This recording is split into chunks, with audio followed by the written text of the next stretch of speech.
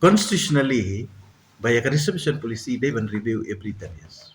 O presidente do United Democratic Party East Casil's District Badeiru o Chief Executive Member ha Casil's Autonomous District Council uba Titos Tarwal Khan hakar santrik jemang uloang baka roster baka reservation kidai kijo baka don kajinges no happening gini ar. Pi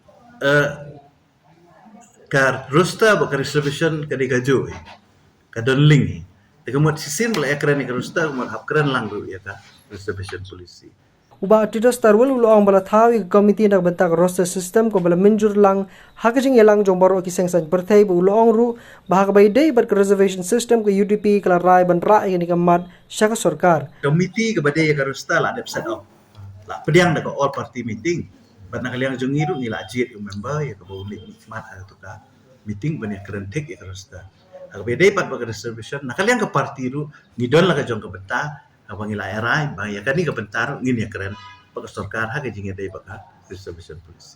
Habakali ke jing sngau jung ui ke jingong ke VPP bala thai reservation policy di nong elam ki bom perkhat mar ki bom dan jabing uba Titos Tarwal uloong.